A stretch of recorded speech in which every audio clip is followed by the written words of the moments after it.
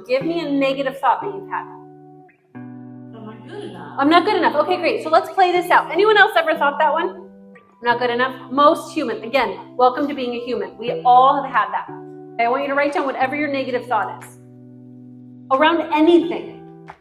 As personal as you can get it better. But we go, okay, I'm not good enough. Okay, now I'm going to ask you, when you're thinking that thought, tell me the emotions that come after that. Like sit and like really think about that thought. What are your general go-to emotions that you start to feel? Fear, anxiety, sadness, depression, anger, numb. I feel nothing. That's still a feeling. Nothing is a feeling. Anyone else? Shame, huge one. Guilt. Yeah, all of those things. Again, makes you human, and then we kind of chalk it up as, I'm just an anxious person. Just an angry person. I just have been dealing with anger. I'm just an angry person. No, let me again tell you that you have learned those things. And they are not who you are. You remember, you have emotions. You are not your emotions. You feel angry. You are not an angry person. You feel anxiety, you are not an anxious person. Some of you need to hear that tonight.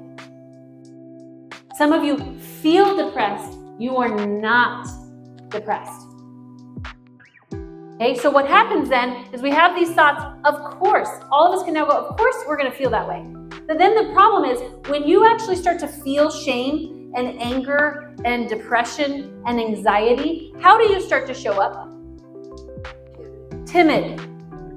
Some of us start to become hyperactive. We go, do, perform. Some of us are like, I'm going to hide. I'm going to be backstage forever. Right? Some of us literally crawl back into bed and we isolate. Some of us become very aggressive with the people around us in our lives. Who else? What do? What is your actions? Compulsive. Some of us can get compulsive. Yeah, you get angry, and in your anger, what do? I act out. I start yelling at people. Some people are like, I process map my life. Who's my to-do list people? I make a to-do list for my to-do list, for my to-do list, for my to-do list. And then I will do something and I'll go write it down on my to-do list and I'll check it off. That's what I'll do. You know that is a real thing. Yeah, I start to act out. I start to lash out. What do? Is my question. And the interesting thing is, if you stayed in that mode for a while, if you continued to lash out, if you continued to be timid, if you continued to only checklist your life, if you continue to hyperact, if you continue to shut down and isolate, if you continue to do that, what are your results? Not good, right? Which then generally we look at my relationships are falling apart, my business isn't growing, my relationship with God is not doing well. Some of us would go, well, but I'm successful. It makes me I run a hard ship. Also the problem, some of these truths, they serve us.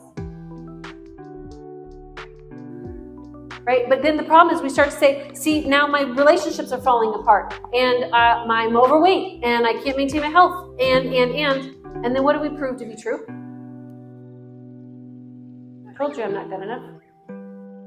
I told you I'm not good enough.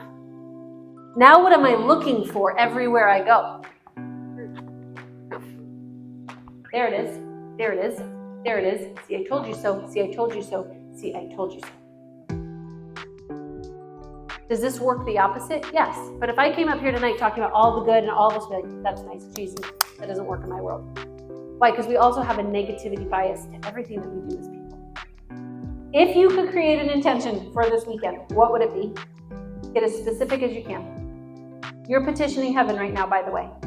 Let's say, here's where we're going to start. If any of our intentions sound subtly negative, like tell me figure out why I can't move forward. Tell me figure out why I can't not suck. Whatever that is, right? I want you to actually go, if you believe that to be true now, if you knew why you were stuck, then what?